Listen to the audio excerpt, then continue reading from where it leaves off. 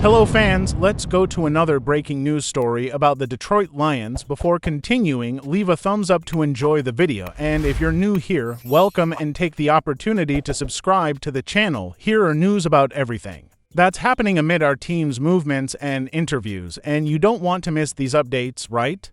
Now, without further ado, let's get to it. With the 2025 NFL Draft fast approaching, the spotlight turns to the meticulous work of the Detroit Lions board of directors and coaching staff, who have been diving headfirst into preparing for one of the most important moments in the league's calendar. Free agency, as usual, served to plug the most urgent holes in the roster, but it's in the draft that teams shape their future. And in the case of the Lions, that future isn't long-term, it's now. With a roster built to truly compete right in the middle of the Super Bowl window, General Manager Brad Holmes knows that every pick needs to be precise, surgical, and strategic. More than ever, the cost-benefit factor has become essential. The team is starting to deal with heavy contract extensions, and this makes the mission of finding young, productive talent at a low price in relation to the salary cap a real priority. That's why the two ideal picks pointed out by analyst Chad Reuter have attracted so much attention, because they seem to fit perfectly into the Lions' current plan. In the first round, with the number 28 pick, Reuter points to a name that immediately brings stability and projection: offensive lineman Jonah Savaiinaea. A starter for 3 seasons, Savaiinaea is not only a consolidated name in the college scene, he is an athlete who perfectly translates the type of piece that the Lions need at this moment. He has the size, strength, and, surprisingly, mobility to attack the second level of the defense with consistency, a rare quality in oils with his physical structure. And this combination of technique and athleticism makes him an ideal replacement for Kevin Zeitler, who left a significant hole on the offensive line.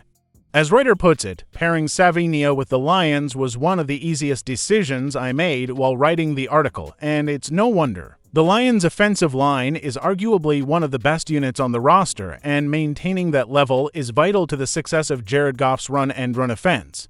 Bringing in a reliable playmaker like Jonah is a direct investment in the Lions' continued dominance in the trenches, the kind of pick that sustains deep, consistent playoff runs. And in the second round, with the 60th pick, the Lions would have the chance to bolster an area that, despite improvement, still needs depth. The linebacker position, the name that stood out?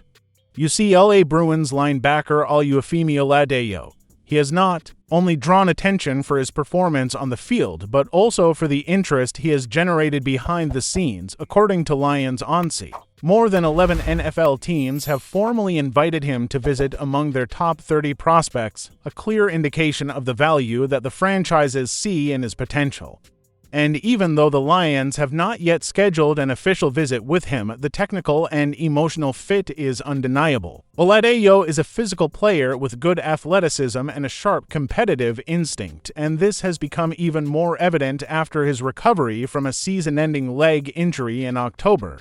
Reuter points out that his strength and height are complemented by an infectious energy, something that aligns with the combative identity that Dan Campbell wants to imprint on his defensive group. In short, Oladejo would not only be a reinforcement, but a piece that can influence the locker room and raise the competitive level of the defense in his first year in the NFL. With these two picks, a dominant OL in the first round and a linebacker with a very high ceiling in the second, the Lions would do exactly what is expected of a contender. They would reinforce strategic sectors with players ready to contribute immediately, but with room to grow along with the team. Brad Holmes has already shown in previous drafts that he knows how to find talent in the right places, and if these projections are confirmed, Detroit could very well emerge from the 2025 draft even stronger and ready to go beyond what it has achieved so far. With each step, the Lions are building not only a competitive roster, but a winning culture.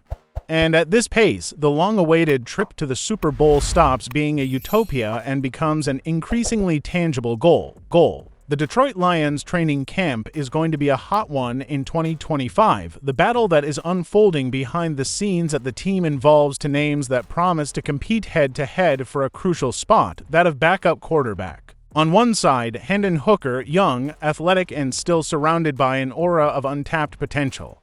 On the other, Kyle Allen, a seasoned NFL veteran who has played for several franchises and is now facing a new chance to prove his worth. General Manager Brad Holmes left no room for doubt. The no to QB position is open and will only be won on merit.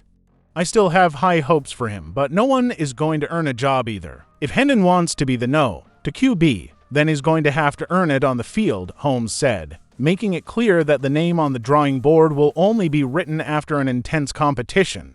The message is clear. The time for promises is over. It's time to show results, and with Jared Goff firmly established as the starter and the experienced Teddy Bridgewater already out of the plans after the last postseason, the role of main backup takes on even greater importance in the team's planning. Kyle Allen, at 29, is not a newcomer to the league and brings with him a history marked by ups and downs.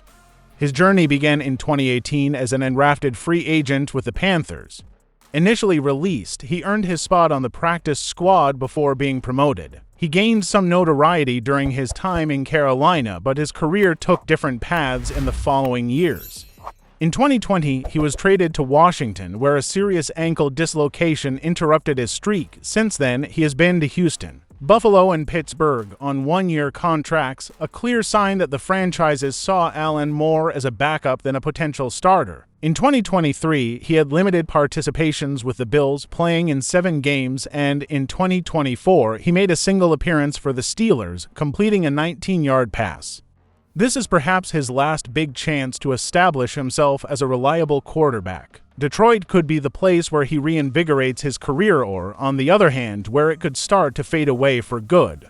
The pressure is real and the time to convince is short. Hendon Hooker, on the other hand, represents the opposite of this story. He is the face of the new generation with an impressive college resume, but still needs to translate that into success in the NFL. Hooker came to the national scene after transferring from Virginia Tech to the University of Tennessee, where he shone for 2 seasons. In 2022, he was one of the favorites for the Heisman Award until he suffered a devastating injury, a ruptured anterior cruciate ligament that ended his season prematurely. Even so, his talent caught the attention of the Lions, who selected him in the 3rd round of the 2023 draft with the number 68 pick.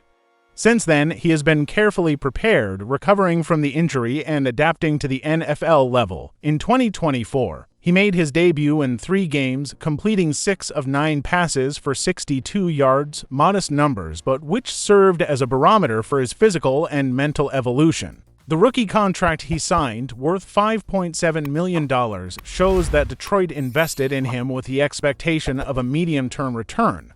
Now, with the arrival of Kyle Allen, Hooker will be forced to accelerate his development if he wants to stay on the radar as Goff's immediate future replacement.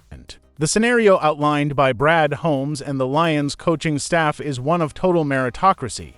There is no more room for waiting or favoritism. Hooker will have to prove that the investment made in him was not in vain, while Allen needs to demonstrate that he still has competitive fuel in his tank.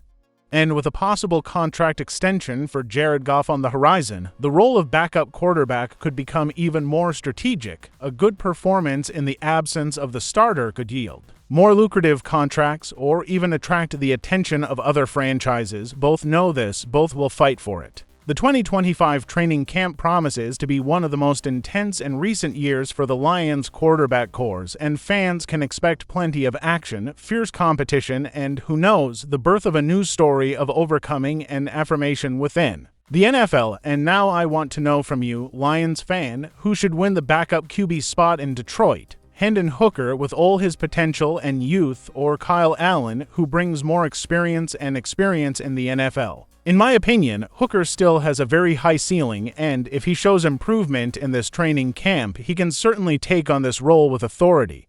But at the same time, Allen's consistency and reading of the game cannot be ignored, especially if the team wants immediate security in case Goff needs to leave the field.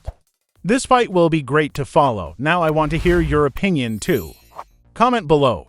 Who would you choose as the Lions' number to QB, and why? I'll keep an eye on the comments because this debate promises to be interesting. See you soon.